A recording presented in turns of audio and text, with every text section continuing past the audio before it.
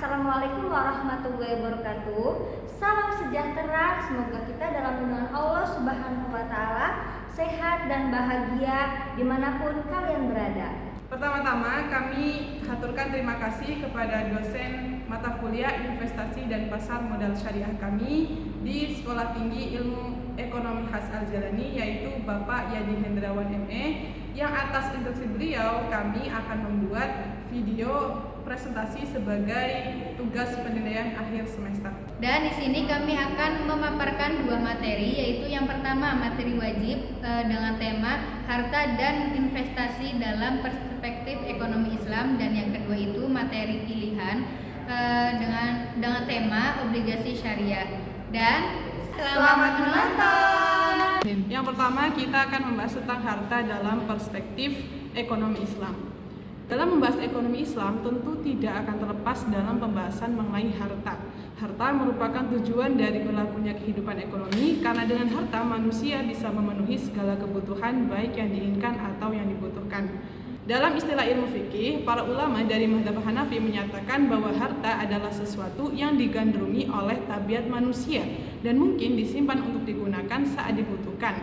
Namun harta tersebut baru dianggap akan bernilai jika dia digunakan sesuai dengan aturan syariat yang berlaku. Pada hakikatnya seluruh harta di muka bumi ini adalah milik Allah Subhanahu wa Ta'ala. Akan tetapi dengan izinnya Allah menyerahkan kekuasaan harta tersebut kepada kita, hambanya, untuk bisa kita kelola dan kita dapatkan hasil atau manfaat dari pengelolaan harta tersebut. Oleh karena itulah dalam pengelolaan harta kita itu tidak boleh semena-mena. Kita harus mengaturnya agar bisa bermanfaat bagi diri kita sendiri dan juga orang lain, dan jangan sampai melanggar aturan syariat. Misalnya dengan kita menghamburkan harta yang kita miliki atau kita menggunakannya untuk suatu kemaksiatan. Selanjutnya kita akan membahas mengenai konsep fundamental investasi berdasarkan syariah. Pertama-tama mari kita pahami dulu pengertian dan tujuan investasi. Kata investasi merupakan kata adopsi dari bahasa Inggris yaitu investment. Kata invest sebagai kata dasar dari investment memiliki arti menanam. Dalam kamus istilah pasar modal dan keuangan, kata investasi diartikan sebagai penanaman uang atau modal dalam suatu perusahaan atau proyek untuk tujuan memperoleh keuntungan. Adapun dalam Kamus Lengkap Ekonomi, investasi didefinisikan sebagai penukaran uang dengan bentuk-bentuk kekayaan lain seperti saham atau harta tidak bergerak yang diharapkan dapat ditahan selama periode waktu tertentu supaya menghasilkan pendapatan. Lalu apa sih tujuan dari investasi itu? Tujuan dari investasi adalah mendapatkan sejumlah pendapatan keuntungan. Dalam konteks perekonomian, menurut Tendelilin ada beberapa motif mengapa seseorang melakukan investasi. Yang pertama yaitu untuk mendapatkan kehidupan yang lebih baik atau yang lebih layak di masa yang akan datang. Yang kedua adalah mengurangi tekanan inflasi, sebab faktor inflasi tidak akan pernah dapat dihindarkan dalam kehidupan ekonomi kita. Yang dapat dilakukan kita adalah meminimalkan resiko akibat adanya inflasi. Yang ketiga yaitu sebagai usaha untuk menghemat pajak. Di beberapa negara belahan dunia sekarang ini, banyak orang yang melakukan kebijakan yang bersifat mendorong tumbuhnya investasi di masyarakat melalui pemberian fasilitas perpajakan kepada masyarakat yang melakukan investasi pada usaha tertentu. Baik, selanjutnya itu kategori investor.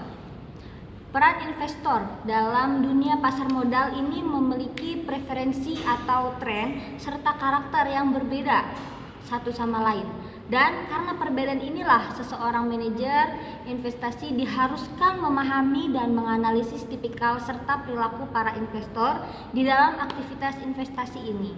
Untuk dapat mengidentifikasi tipikal investor yang dapat digunakan yaitu dengan model utilitas yang diharapkan atau bisa disebut expected utility model, yang menyatakan bahwa para pemodal memilih suatu kesempatan investasi yang memberikan utilitas yang diharapkan itu yang tertinggi. Secara garis besar menurut model utilitas ini tipikal investasi terbagi menjadi dua macam, yaitu tipikal yang berani mengambil risiko dan yang tidak berani mengambil resiko, atau bisa disebut risk taker atau non risk taker. Risk taker ini terbagi menjadi tiga, yaitu Yang pertama, mereka yang berani mengambil resiko tinggi dengan harapan imbal hasil yang juga relatif tinggi atau disebut high risk high return. Yang kedua, yaitu mereka yang cukup berani mengambil resiko yang moderat dengan imbal hasil yang juga moderat atau bisa disebut medium risk medium return. Yang ketiga, yaitu mereka yang hanya berani mengambil resiko dalam tingkat yang relatif rendah dengan imbal hasil yang juga relatif rendah atau bisa disebut low risk low return. Selanjutnya yaitu resiko dan investasi. Setiap keputusan investasi selalu menyangkut dua hal, yaitu resiko dan return. Resiko pasti mempunyai hubungan positif dan linear dengan return yang diharapkan dari suatu investasi. Sehingga semakin besar return yang diharapkan, semakin besar pula resiko yang harus ditanggung besar oleh seorang investor. Menurut Tande Lilin, dalam analisis tradisional, resiko total dari berbagai aset keuangan bersumber dari yang pertama, interest rate risk, yaitu resiko yang bersumber dari variabilitas return akibat perubahan tingkat suku bunga. Yang kedua, market risk, resiko yang berasal dari variabilitas sistem karena fluktuasi dalam keseluruhan pasar sehingga berpengaruh pada semua sekuritas. Lalu yang ketiga, inflation risk atau resiko suatu faktor yang mempengaruhi semua sekuritas adalah purchasing power. Jika suku bunga naik, maka inflasi juga meningkat karena lenders membutuhkan tambahan premium inflasi untuk mengganti kerugian purchasing power.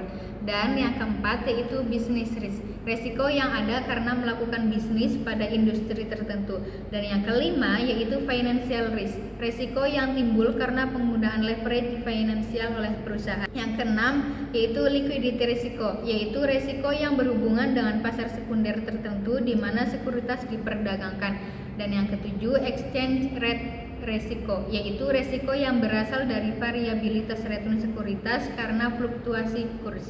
Dan yang terakhir, yang kedelapan yaitu country risk, yaitu resiko yang menyangkut politik suatu negara sehingga mengarah pada politikal. Baik, selanjutnya yaitu investasi dan perspektif syariah. Investasi yang sangat dianjurkan bagi setiap muslim karena konsep investasi selain sebagai pengetahuan juga bernuansa spiritual jika menggunakan norma syariah. Dalam banyak ayat Al-Quran, Allah Subhanahu wa Ta'ala telah memperingatkan para hambanya untuk terus membekali diri dengan ibadah dan amal-amal soleh sebagai bentuk investasi mereka di hari akhir nanti. Sebagaimana Allah Subhanahu wa Ta'ala memerintahkan kita untuk berinvestasi untuk kehidupan akhirat, Allah juga banyak memerintahkan kita hambanya untuk berinvestasi demi menabung masa depan kehidupan di dunia yang lebih baik. Sebab tidak ada seorang pun di alam semesta ini yang dapat mengetahui apa yang akan diperbuat, diusahakan, serta kejadian apa yang akan terjadi pada hari esok. Poin selanjutnya yaitu norma dalam berinvestasi. Islam sebagai aturan hidup atau nizamul hayat yang mengatur seluruh sisi kehidupan umat manusia. Islam menawarkan berbagai cara dan kiat untuk menjalani kehidupan yang sesuai dengan norma dan aturan Allah Subhanahu wa Ta'ala, termasuk dalam hal berinvestasi. Ikut norma-norma dalam berinvestasi sesuai dengan rambu-rambu syariat Islam. Yang pertama adalah harus terbebas dari unsur riba. Yang kedua, terhindar dari unsur horor atau tipuan. Yang ketiga, terhindar dari unsur judi atau maisir. Yang keempat, terhindar dari unsur haram. Dan yang kelima, terhindar dari unsur syubhat. Risiko horor dan maisir dalam perspektif ekonomi syariah. Dalam berinvestasi, kita pasti akan menemukan yang namanya horor atau maisir. Horor adalah ketidakpastian atau ketidakjelasan dalam sebuah transaksi. Dalam ekonomi syariah, horor ini dilarang karena bisa merugikan salah satu pihak akibat kurangnya informasi yang jelas. Contohnya seperti menjual barang yang tidak diketahui wujud dan jumlahnya, atau transaksi asuransi konvensional yang tidak pasti kapan klaim akan cair. Resikonya adalah bisa menimbulkan penipuan, menyebabkan spekulasi dan membuat pasar tidak adil dan tidak transparan. Dua, maisir. Maisir adalah istilah dalam Islam untuk aktivitas perjudian atau spekulasi yang bersifat untung-untungan. Dalam maisir, satu pihak bisa untung besar sementara pihak lain bisa rugi besar. Contohnya seperti judi taruhan atau trading saham tanpa dasar. Kita hanya menebak-nebak harga naik atau turun.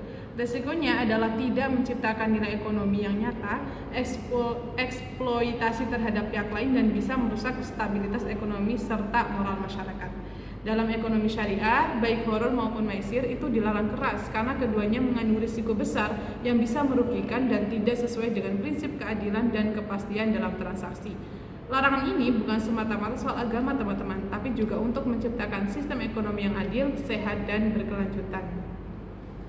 Baik, selanjutnya kita akan membahas obligasi. Teman-teman, obligasi itu adalah surat utang yang dikeluarkan oleh emiten atau disebut berupa badan hukum atau perusahaan atau pemerintah yang memerlukan dana untuk kebutuhan operasi maupun ekspansi mereka. Secara umumnya, obligasi bisa diartikan surat utang jangka panjang yang diterbitkan oleh suatu lembaga dengan nilai nominal dan jangka waktu tertentu. Secara umum, terdapat beberapa karakteristik obligasi. Yang pertama yaitu nilai obligasi atau disebut jumlah dana yang dipinjam. Yang kedua yaitu jangka waktu obligasi. Yang ketiga, tingkat suku bunga. Yang keempat, jadwal pembayaran. Yang kelima, tahap membeli obligasi. Yang keenam, membuka rekening. Yang ketujuh, paham produk obligasi. Yang kedelapan, melakukan analisis. Yang kesembilan, memberikan amanat beli. Yang kesepuluh, siapkan dananya. Yang kesebelas, yaitu penyelesaian pembayaran obligasi. Obligasi syariah ini berbeda dengan obligasi konvensional semenjak ada konvergensi pendapat bahwa bunga adalah riba.